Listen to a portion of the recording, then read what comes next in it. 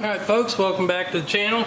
You found us here at KGB Customs LLC, where we like to show some of the most interesting and cool custom pieces on the net.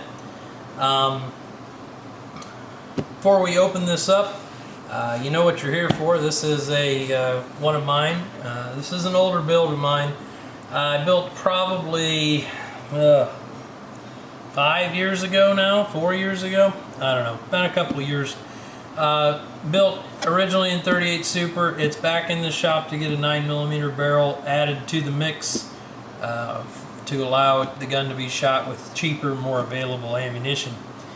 I do ask you guys, I appreciate you all tuning in. If you follow the link in the description, you can sign up for our email list. We try not to beat you up on there daily, usually once or twice a week. As merchandise comes in, we will email out a notification there. It's also the avenue I will be using to give news about the shop and whatnot. We appreciate everyone for signing up to that. It's really been working out pretty well for us. And also, if you're here on the channel, please like and subscribe. Check out our other videos. We've got lots of content up now, and some of it is guns you really won't see anywhere else. Today we've got this one. This is a Colt large letter 70 series 38 Super that I built. It's a full build. This gun was one of kind of a pair. There was a Commander with it at one time. The Commander was not a full house build. This one is a full house build. Let me get it out of the case here. This is one of our Negrini cases. This is the older style with the wood grain interior and the brown leather trim. They discontinued that on me, and I ended up getting the full black leather wrapped cases, which I think are mighty sharp nonetheless. So it is a two-tone government model. Let's see here, I meant to look up the date before I started this, but 15,000. That gun was manufactured in 1975, late 75. So 1976 started out at 20,000.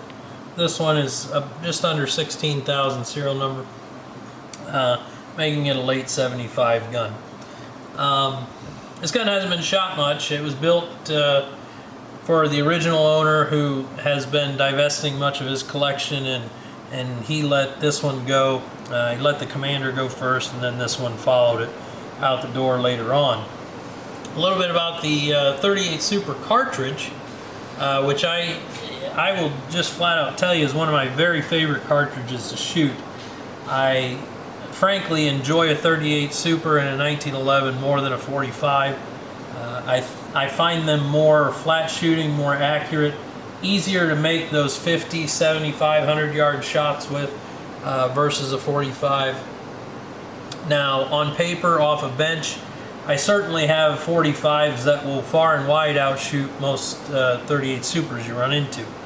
Part of that is a lot of the 38 Supers you run into, the earlier Colts especially, I think prior to the mid-80s or some such, Colt was head spacing off of the very tiny semi-rimmed case. There's a very, very slight rim at the back of the case. Like you think of the rim on a 38 Special case as quite a large flange. The flange on a 38 Super case is much, much smaller. So not a lot of surface there to headspace with, especially with a chamber that's, you know, a little bit bigger than the case diameter to allow for feeding and extraction cleanly. So then gunsmiths who are building these customs like this one, we will have them headspace off the case mouth, which is the same way the 45 is done, 9mm, and most automatic pistol cartridges. So this gun is set up to headspace off the case mouth. This gun shoots very, very well. As my memory serves, I will shoot it again here since it's here, and of course we'll shoot the 9mm barrel once it's fit. But I dug it out of the safe to get the barrel, get my measurements out, and get started cutting on that barrel, and thought I'd do a video quick for you guys. The Colt 38 Super is a semi-automatic cartridge. It's got a long history. It's was introduced kind of in response to law enforcement. So the original Colt 38 automatic, 38 ACP, was fairly anemic. And that was found in guns like the 1903 Pocket Hammer and the 1902 pistol. And those pistols were a totally different design than a 1911 and would not stand up to the high pressures that a 38 Super generates. But by the time 1929 came around, the 1911 had already proven itself. We were on to the A1 modifications that the military called for to harden slides and have a hardened breech face, etc. And the other more cosmetic ergonomic changes like the finger reliefs in the frame. So we had a platform in the 1911 that had already won one world war by 29, and we had improved it in the mid-20s, starting in 24, to stand up to much more abuse than the originals. And Colt took the 38 ACP and essentially hyped it up, hopped it up. The case is slightly different than 38 ACP. I don't think, now don't quote me on this, and certainly don't try it if you have one of these old 38 ACPs. I don't think the 38 Super will chamber in most 38 ACPs unless the chamber is loose. Nonetheless, you shouldn't shoot them because the 38 Super is at least 30% more potent, a higher pressure than the 38 ACP was, the original 38 ACP. And those guns simply will not handle the pressure. So in 29, Colt introduced the 38 Super cartridge along with the M1911 government model, so it was a 5-inch gun in 38 Super. These guns held one more round than a 45 ACP, and as I stated, they shoot flatter and certainly have great penetration in targets, be them soft or hard targets. You know, guys would talk about shooting through car doors and stuff with the 38 Super. Some of that is confusing too, because at the time we also had the 38 Super Police, the 3844 Smith & Wesson heavy duty. We won't dive into all of that and how they often got confused, but suffice to say, hot 38s were the hot ticket in Prohibition and Depression era gun making. Smith & Wesson was doing them, of course, in revolvers. Colt was doing them in automatics, etc. The cartridge, as I said, gives you about a 30% performance bump over the 38 ACP, its predecessor. Both sides of the law were users of the 38 Super, including John Dillinger, who famously carried one, and I believe even had one converted to automatic with an extended magazine. Certain small agencies and portions of the Federal Bureau were carrying Supers. Of course, back at that time, once you were kind of vested, you could kind of carry whatever you wanted. And then there's also the Mexican market and the foreign market. Not just Mexico, but Mexico is certainly the most pronounced one we see here in the States. In 1972, a federal law in Mexico prohibited civilians from owning firearms chambered in calibers designated as military calibers. So those would be calibers that were produced largely in numbers for military use. So that killed the .45 for civilian sales in Mexico because the U.S. and other countries fielded 45 ACPs, but it also killed the 9mm, as Germany and much of the Eastern Bloc, if you will, were running 9mm guns by that time in the 70s. So that left them with 38 Super. And Mexico has had a long relationship with Colt, but Colt also sold a lot of 38 Supers and 9mm to the Philippines and the Middle East. They shipped a ton of 9mm to Israel and whatnot in the late 70s, early 80s. I've had a number of those guns come through, and I've even built some customs off of those base guns that were brought back, repatriated from Israel service. And a lot of them are beat to death. Subject for another day. This one is not one of those. This is a nice commercial gun. It was a really nice gun when we started. I think this gun was actually in its original box and super clean when we started cutting on it. Certainly at the time was the most valuable, hard to replace base gun I had ever worked on. And I feel really blessed that the customer gave me the opportunity to do so. So even today we see a large number of I guess we'll call it sentimental gun owners that like the 38 Super. It's a great hand loaders cartridge because you can run it like a 9mm pressure wise, or you can run it up. You know, guys will talk about it being a semi-automatic 357 Magnum, and it's not that, but it's certainly a 38 Special Plus P semi-auto as far as capability. And it's one of my favorites. It's lighter recoil than a 44, and as I said, flatter shooting and seemingly more accurate at distance. So the 38 Super kind of waned here in the States in the post-war years, but foreign orders were still pretty high. In the 50s and 60s, we saw a huge number of 38 Supers getting converted to 38 Special Wad Cutter.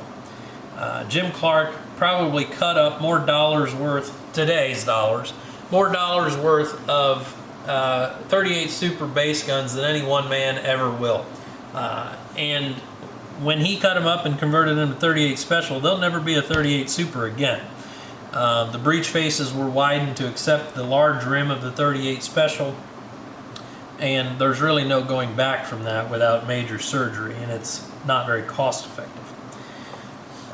So this gun, we'll start from the front here, has a Ted Yost gold line front sight. This one is a wide dovetail.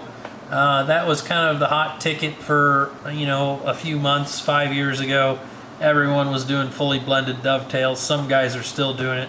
I have kind of walked away from it in part because you can never move the front sight. If you ever have to move the front sight or replace the front sight, it'll never look right again.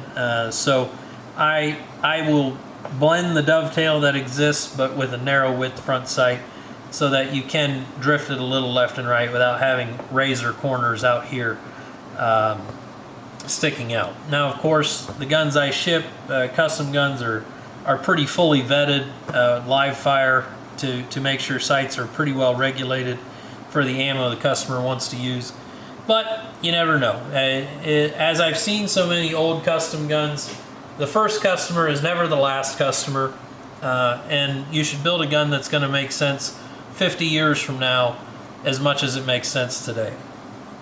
The 38 Super did see a resurgence in the 80s and 90s with IPSC, IDPA, USPSA, because it allowed the capacity of 9mm but would make major power factor. Enough about the 38 Super. So this gun has a bunker radio bore bushing that is fit to a KKM barrel. This is a KKM stainless match barrel. It is Clark para ramped, so I cut the frame to house the ramped portion of the barrel, so it has a more supported chamber.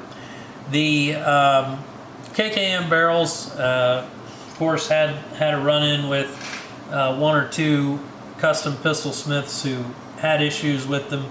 I'm not going to get into that either side. I didn't experience issues with them. I guarantee this gun and this barrel. And yeah, let's just say there was a lot less demand for KKMs after the drama. But I found them to be very good shooting barrels. I do prefer carts because they are carbon steel and I can blue them. But I've never had a KKM barrel that I fit that didn't shoot well. Moving back the gun, we've got a pretty heavily modified hiney in my normal fashion with the legs cut off and a good carry bevel all the way around. This gun is serrated on the back. We've got I'm sure a Wilson Combat extractor and a EGW firing pin stop. Of course, the Ring Commander hammer from John Harrison that I opened the eye up on. Kind of something I've been doing for a number of years and have stuck with it. We've got a Wilson Combat bulletproof thumb safety. This is the wide version that I have narrowed some. One thing about this gun that kind of stands out in the builds I've done is it has a brushed flat on the hard chrome frame, and the controls are brushed as well. I don't believe I've done any others other than the Commander that maybe went with this one might also have brushed flats on a full house build. The grips on this gun are Bob Hall. Yes. Nice walnut grips. Very, very, very handsome piece of lumber. Front strap is 25 LPI. Of course, we've got a Chen Max Bevel mainspring housing with the mag well blown out to full size there. This gun was built either in the infancy or just before Stan Chen introduced his grip safety, and it does have an EGW grip safety in it. I still like the EGW part. I don't like that the EGW part doesn't always blue the best. Often comes out a bit gray, at least in my bluing tanks. Other things on this gun, it does have niter blued pins and screws. It does have a hard chrome set with it that I'll be swapping out for the current owner who prefers the all chrome look. Outside of that, we've got a French border flat top serrated in an arrow pattern, Harrison trigger, Harrison fire control. Just a nice classic two-tone on a classic Colt base gun. I always liked this gun from the time I built it. It certainly has helped cement, I suppose, my style and my taste, and it's I guess an important gun to me in the catalog of guns I've built. And I hope you guys enjoyed it. I appreciate you all tuning in very much. If you have any questions, feel free to leave a comment below, and we appreciate you guys tuning in. Let me know if you guys want to see anything, if you're looking for revolver content, or if you want to do a Q&A video, I'm happy to do that too. Just drop questions and I'll try to answer them. Appreciate you guys.